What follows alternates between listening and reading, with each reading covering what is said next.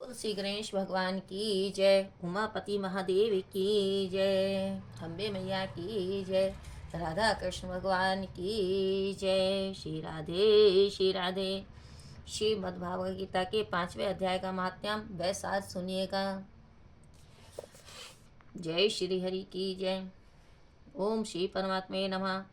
श्री भगवान कहते हैं, हे देवी, अब सब लोगों द्वारा सम्मानित 5वें अध्याय का महात्म्य संक्षेप में बतलाता हूँ। सावधान होकर सुनो। मद्र देश में पुरु कुस्तपुर नामक एक नगर है। उसमें पिंगल नामक एक ब्राह्मण रहता था। वह वेद पाठी ब्राह्मणों के विख्यात वंश में, जो सर्वथा निष्कलंक था, उत्पन्न हुआ था, किंतु अपने कुल के लिए उचित वेद शास्त्रों के स्वाध्याय को छोड़कर ढोल आदि बजाते हुए उसने नाच गान में मन लगाया। गीत, नृत्य और बाजा बजाने की कला में परिश्रम करके पिंगल ने बड़ी प्रसिद्धि प्राप्त कर ली थी और उसी से उसका राजभवन में भी प्रवेश हो गया। अब वह राजा के साथ रहने लगा और पराई स्त्रियों को बुला बुलाकर उनका उपभोग करने लगा। स्त्रियों के सिवा और कहीं उसका मन नहीं लगता था। धीरे धीरे अभिमान बढ़ जाने से उच्छृंखल होकर वह एकांत में राजा से दूसरों के दोष बतलाने लगा। पिंगल की एक स्त्री थी जिसका नाम था अरुणा। वह नीच कुल में उत्पन्न हुई थी और कामी पुरुषों के साथ विहार करने की इच्छा से सदा उन्हीं की खोज में घुमा करती थी। उसने पति को अपने मार्ग का कंटक समझकर एक दिन आधी रात में घर के भीतर ही उसका सिर काटकर मार डाला और उसकी लाश को जमीन में गाड़ दिया। इस प्रकार प्राणों से वियुक्त होने पर वह यमलोक में पहुंचा और भीषण नरकों का उपभोग करके निर्जन वन में गिद्ध हुआ। अरुणा भी भगंदर रोग से अपने सुंदर शरीर को त्याग कर घोर नरक भोगने के पश्चात उसी वन में सुखी हुई। एक दिन वह दाना चुगने की इच्छा से इधर उधर फुदक रही थी। इतने में ही उस गिद्ध ने पूर्व जन्म के वैर का स्मरण करके उसे अपने तीखे नखों से फाड़ डाला। सुखी घायल होकर पानी में से भरी हुई मनुष्य की खोपड़ी में गिरी। गिद्ध पुनः उसकी ओर झपटा। इतने में ही जाल फैलाने वाले बहेलिया ने उसे भी बाणों का निशाना बनाया। उसकी पूर्व जन्म की पत्नी शुकी उस खोपड़ी के जल में डूबकर प्राण त्याग चुकी थी। फिर वह क्रूर पक्षी भी उसी में गिरकर डूब गया। तब यमराज के दूत उन दोनों को यमराज के लोक में ले गए। वहां अपने पूर्वकृत पाप क्रम को याद करके दोनों ही भयभीत हो रहे थे। तदंतर यमराज ने जब उनके घृणित कर्मों पर दृष्टिपात किया तब उन्हें मालूम हुआ कि मृत्यु के समय अकस्मात खोपड़ी में के जल में स्नान करने से इन दोनों का पाप नष्ट हो चुका है। तब उन्होंने उन दोनों को मनोवांछित लोक में जाने की आज्ञा दी। यह सुनकर अपने पाप को याद करते हुए वे दोनों बड़े विस्मय में पड़े और पास जाकर धर्मराज के चरणों में प्रणाम करके पूछने लगे, हे भगवान, हम दोनों ने पूर्व जन्म में अत्यंत घृणित पाप का संचय किया है। फिर हमें मनवांचित लोकों में भेजने का क्या कारण है, बतलाइए। यमराज ने कहा, गंगा के किनारे वट नामक एक उत्तम ब्रह्म ज्ञानी रहते थे। वे एकांत से भी ममता रहित, शांत, विरक्त और किसी से भी द्वेष न रखने वाले थे। प्रतिदिन गीता के 5वें अध्याय का जप करना उनका सदा का नियम था। 5वें अध्याय को श्रवण कर लेने पर महापापी पुरुष भी सनातन ब्रह्मा का ज्ञान प्राप्त कर लेता है। उसी पुण्य के प्रभाव से शुद्ध चित होकर उन्होंने अपने शरीर का परित्याग किया था। गीता के पाठ से जिनका शरीर निर्मल हो गया था, जो आत्मज्ञान प्राप्त कर चुके थे, उन्हीं महात्मा की खोपड़ी का जल पाकर तुम दोनों पवित्र हो गए हो। अतः अब तुम उन दोनों मनवांचित लोगों को जाओ,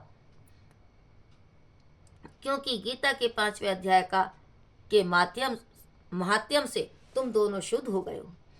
श्री भगवान कहते हैं, सबके प्रति समान भाव रखने वाले धर्मराज के द्वारा इस प्रकार समझाए जाने पर वे दोनों बहुत प्रसन्न हुए और विमान पर बैठकर वैकुंठ धाम को चले गए। बोल श्री कृष्ण भगवान की जय। राधा रानी की जय। ओम श्री परमात्मे नमः। 5वें अध्याय का महत्व सार सुनिएगा। उसके उपरांत अर्जुन ने पूछा, हे कृष्ण, आप कर्मों के संन्यास की और फिर निष्काम कर्म योग की प्रशंसा करते हैं, इसलिए इन दोनों में एक जो निश्चय किया हुआ कल्याणकारक होवे उसको मेरे लिए कहिए। इस प्रकार अर्जुन के पूछने पर श्री कृष्ण महाराज बोले, हे अर्जुन, कर्मों का संन्यास अर्थात मन, इंद्रियों और शरीर द्वारा होने वाले संपूर्ण कर्मों में कर्तापन का त्याग और निष्काम कर्म योग में अर्थात समतत्व बुद्धि से भगवत अर्थ कर्मों का करना, ये दोनों ही परम कल्याण के करने वाले हैं। परंतु उन दोनों में भी कर्मों के संन्यास से निष्काम कर्म योग साधन में सुगम होने से श्रेष्ठ है। इसलिए हे अर्जुन, जो पुरुष न किसी से द्वेष करता है और न किसी की आकांक्षा करता है, वह निष्काम कर्म योगी सदा सन्यासी ही समझने योग्य है। क्योंकि राग द्वेष आदि द्वंद्वों से रहित हुआ पुरुष सुख पूर्वक संसार रूप बंधन से मुक्त हो जाता है। हे अर्जुन, ऊपर कहे हुए संन्यास और निष्काम कर्म योग को मूर्ख लोग अलग अलग फल वाले कहते हैं, न कि पंडित जन, क्योंकि दोनों में से एक में भी अच्छी प्रकार स्थित हुआ पुरुष दोनों के फलस्वरूप परमात्मा को प्राप्त होता है। ज्ञान योगियों द्वारा जो परम धाम प्राप्त किया जाता है, निष्काम कर्म योगियों द्वारा भी वही प्राप्त किया जाता है। इसलिए जो पुरुष ज्ञान योग और निष्काम कर्म योग को फल रूप से एक देखता है, वही यथार्थ देखता है। परंतु हे अर्जुन, निष्काम कर्म योग के बिना संन्यास अर्थात मन, इंद्रियों और शरीर द्वारा होने वाले संपूर्ण कर्मों में कर्तापन का त्याग प्राप्त होना कठिन है। और भगवत स्वरूप को मनन करने वाला निष्काम कर्म योगी परम ब्रह्मा परमात्मा को शीघ्र ही प्राप्त हो जाता है। बस में क्या हुआ है शरीर जिसके, ऐसा जितेंद्रिय और विशुद्ध अंतःकरण वाला एवं संपूर्ण प्राणियों के आत्म रूप परमात्मा में एकाकी भाव हुआ निष्काम कर्म योगी कर्म करता हुआ भी लिपायमान नहीं होता। हे अर्जुन, तत्व को जानने वाला सांख्य योगी तो देखता हुआ, सुनता हुआ, स्पर्श करता हुआ, सूंघता हुआ, भोजन करता हुआ, गमन करता हुआ, सोता हुआ, श्वास लेता हुआ, बोलता हुआ, त्यागता हुआ, ग्रहण करता हुआ तथा आंखों को खोलता हुआ, मींचता हुआ भी सब इंद्रियां अपने अपने अर्थों में बरत रही हैं, इस प्रकार समझता हुआ निसंदेह ऐसे माने कि मैं कुछ भी नहीं करता हूँ। परंतु हे अर्जुन, देह अभिमानियों के द्वारा, जिनके देह अभिमानी लोग हैं, उनके द्वारा यह साधन होना कठिन है और निष्काम कर्म योग सुगम है। क्योंकि जो पुरुष सब कर्मों को परमात्मा में अर्पण करके और आसक्ति को त्याग कर कर्म करता है, वह पुरुष जल से कमल के पत्ते के सदृश पाप से लिपायमान नहीं होता। इसलिए निष्काम कर्म योगी ममतत्व बुद्धि रहित केवल इंद्रिय, मन, बुद्धि और शरीर द्वारा भी आसक्ति को त्याग कर अंतःकरण की शुद्धि के लिए कर्म करते हैं। इसी से निष्काम कर्म योगी कर्मों के फल को परमेश्वर के अर्पण करके भगवत प्राप्ति रूप शांति को प्राप्त होता है और सकामी पुरुष फल में आसक्त हुआ कामना के द्वारा बनता है। इसलिए निष्काम कर्म योग उत्तम है। हे अर्जुन, बस में है अंतःकरण जिसके, ऐसा सांख्य योग का आचरण करने वाला पुरुष तो निसंदेह न करता हुआ और न करवाता हुआ 9 द्वार वाले शरीर रूप घर में सब कर्मों को मन से त्याग कर अर्थात इंद्रियों के अर्थों में बरतती हैं, ऐसा मानता हुआ आनंद पूर्वक सजदानंद घन परमात्मा के स्वरूप में स्थित रहता है। परमेश्वर भी भूत प्राणियों के न कर्तापन को और न कर्मों को और न कर्मों के फल के संयोग को वास्तव में रचता है, किंतु परमात्मा के सकाश से प्रकृति ही बरतती है, अर्थात गुण ही गुणों में बरतते रहे हैं। सर्वव्यापी परमात्मा न किसी के पाप कर्म को न किसी के शुभ कर्म को भी ग्रहण करता है, किंतु माया के द्वारा ज्ञान ढका हुआ है, इससे सब जीव मोहित हो रहे हैं। परंतु जिनका वह अंतःकरण का अज्ञान आत्मज्ञान द्वारा नाश हो गया है, उनका वह ज्ञान सूर्य के सदृश उस सच्चिदानंद घन परमात्मा को प्रकाशता है, अर्थात परमात्मा के स्वरूप को साक्षात कराता है। हे अर्जुन, तद्रूप है बुद्धि जिनकी तथा तद्रूप है मन जिनका और उस सच्चिदानंद घन परमात्मा में ही है निरंतर एकाकी भाव से स्थिति जिनकी, ऐसे तत्परायण पुरुष ज्ञान के द्वारा पाप रहित हुए पुनरावृत्ति को अर्थात परम गति को प्राप्त होते हैं। ऐसे वे ज्ञानी जन विद्या और विनय युक्त ब्राह्मण में तथा गौ, हाथी, कुत्ते और चंडाल में भी संभाव से देखने वाले ही होते हैं। इसलिए जिनका मन समतत्व भाव में स्थित है, उनके द्वारा इस जीवित अवस्था में ही संपूर्ण संसार जीत लिया गया, अर्थात वे जीते हुए ही संसार से मुक्त हैं, क्योंकि सच्चिदानंद घन परमात्मा निर्दोष और सम है। इससे वे सच्चिदानंद घन परमात्मा में ही स्थित हैं।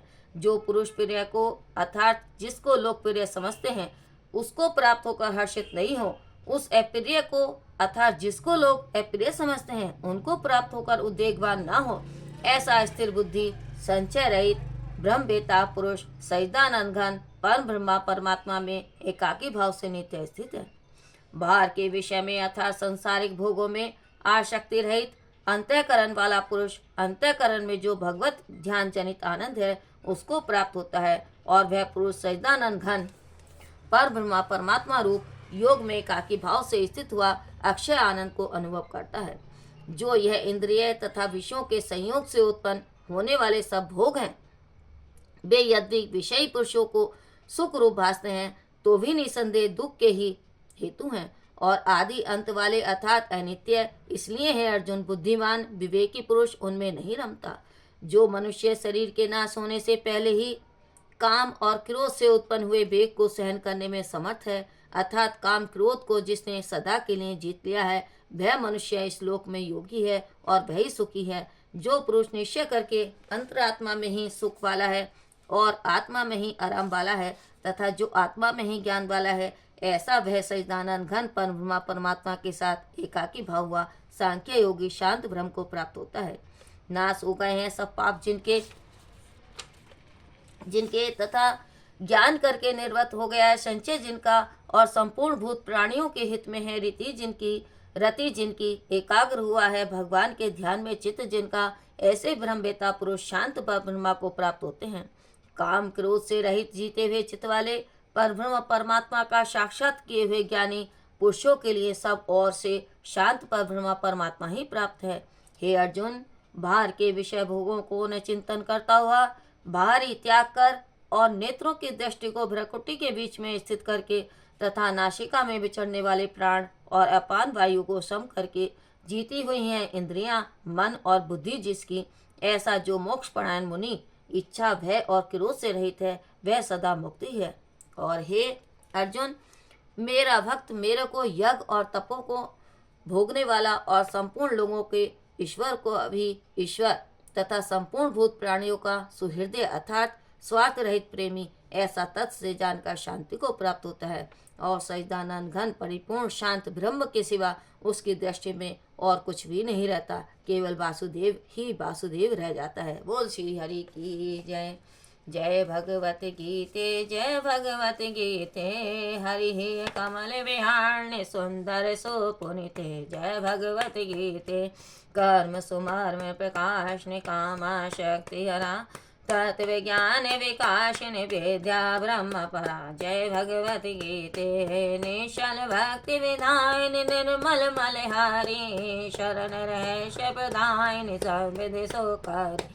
जय भगवत गीते, रागेन्दु वेश विधारणी कारणी मोक्षदा, भवभयहारिणी तारिणी परमानंद प्रदा। जय भगवत गीते, असुर भाव विनाशिनी नाशिनी तम रजनी, देवी सद्गुण दायिनी देवी सद्गुण दायिनी, हरि रसिका सजनी। जय भगवत गीते, समता त्याग सिखामनी, हरिमोह की वाणी, सकल शास्त्र की स्वामिनी, श्रुतियों की रानी। जय भगवत गीते, दया सुधा पर सामनी, मातु के पाके जय, हरिपद प्रेम दान करे अपनों कले। जय जय भगवत गीते, जय भगवत गीते। बोल भगवत गीता मैया की जय। ओम गंगणपते नमः। कपूर गौरम कर्णावतारम संसार सारम भुजेन्द्रहारम, सदा संतं हृदयारविन्दे भवं भवानी सहितं नमामि। मंदार माला पुलितालिकाय, कपाल माला शशिशेखराय, दिगंबराय च दिगंबराय, नमः शिवाय च नमः शिवाय। श्री हरि की जय।